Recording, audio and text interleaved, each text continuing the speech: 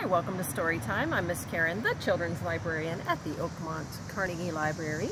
This week our theme is farm, and today I'm reading Sakes Alive, A Cattle Drive by Karma Wilson. Today I'm also down at Edgewater, which is a beautiful community. You see there's a really pretty creek. What a gorgeous day. It really is. So we're trying to get out and about, like I said, while we can. So this is a really funny story. Don't try this at home though, there's a disclaimer.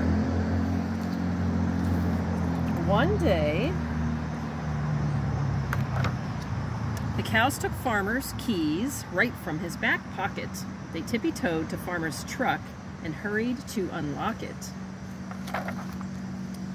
Molly revved the engine up, then rolled the windows down, and Mabel waved to Farmer as they zoomed away to town.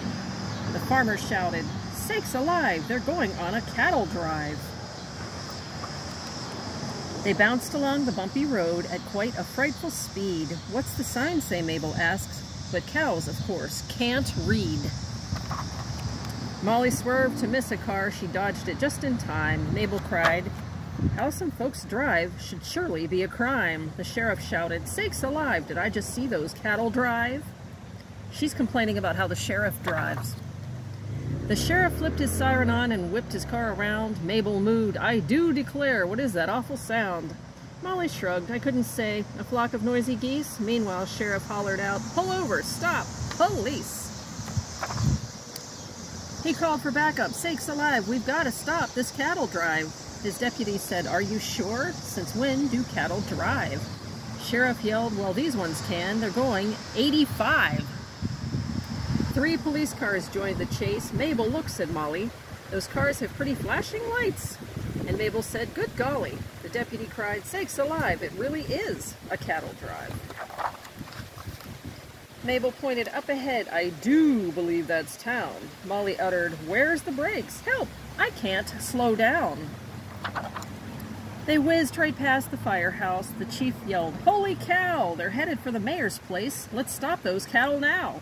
The fireman screamed, "Sakes alive! Mayor, move! A cattle drive."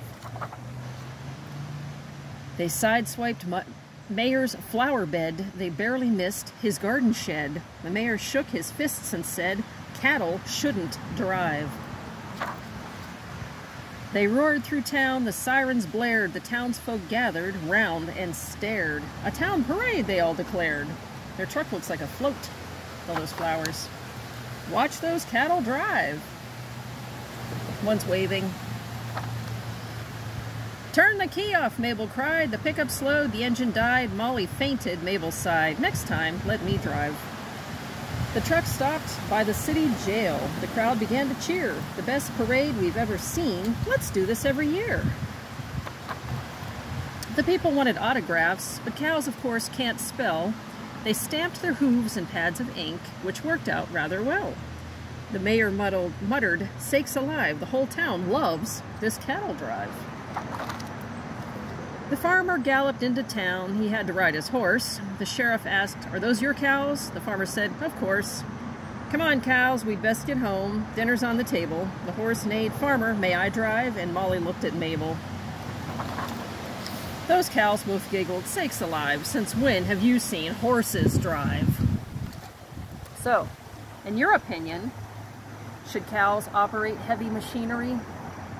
I don't know. Tune in on Wednesday for Grab and Go, and chickens will be to the rescue.